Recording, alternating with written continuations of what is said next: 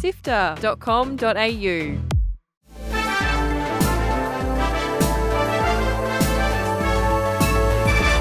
Hi, I'm Fiona Bartholomew. And I'm Kyle Paletto.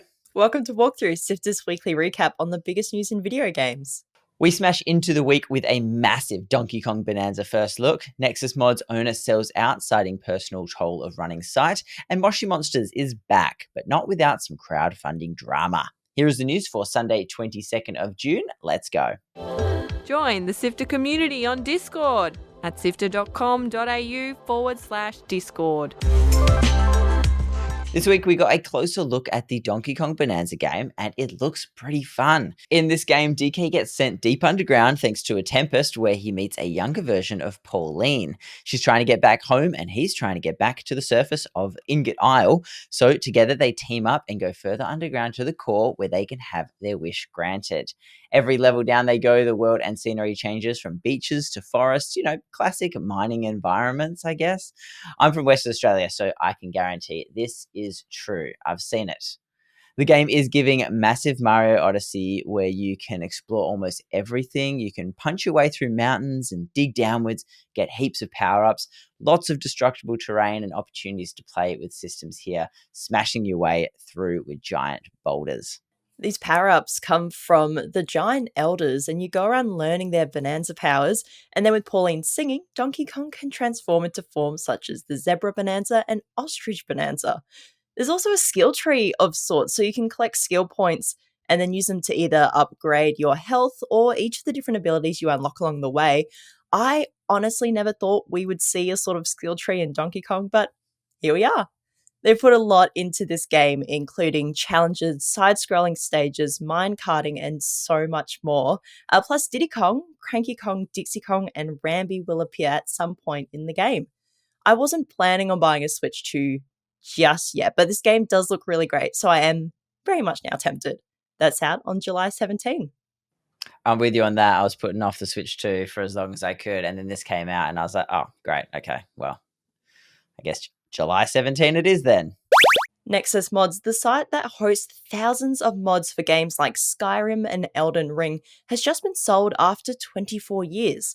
Created by Robin Dark One Scott in 2001, it evolved to become the largest user-made mod site on the internet. Although over those years, the site has been caught up in many gaming cultural wars, have had to block political mods, and have even been caught up in its own controversies around deleting mods and rules around hateful content.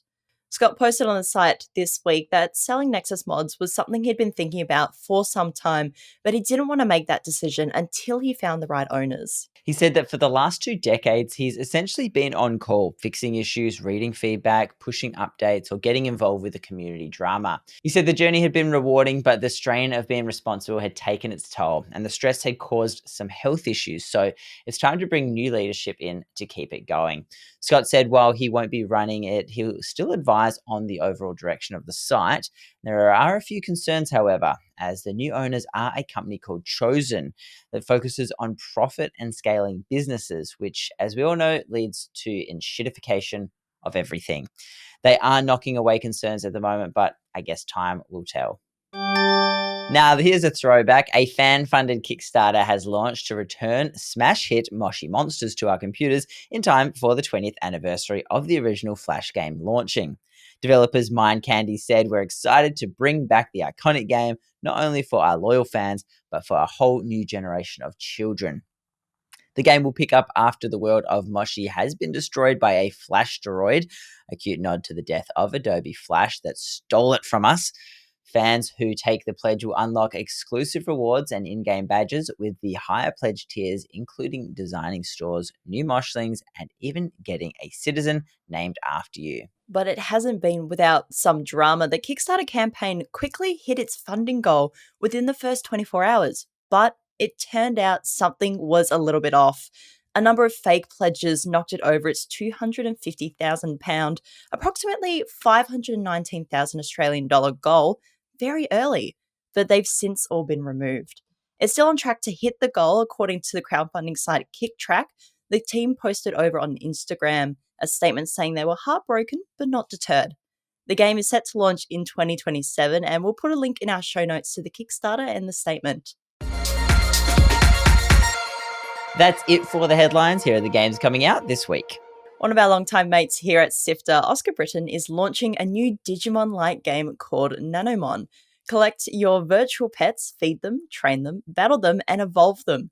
If you're looking for an excellent Australian-made game and love to collect freaky little guys, check it out when it launches on PC on Wednesday 25th. This is the big one for this week. Death Stranding 2 on the Beach is releasing this Thursday. The follow-up to Kojima's surreal walking simulator has more movie stars, more walking, and a new Australian setting. It's going to be a phenomenon for sure, so grab it on PlayStation 5 on the 26th. Also out on the 26th is one that's sure to make you feel old. It's the System Shock 2 25th Anniversary Remaster.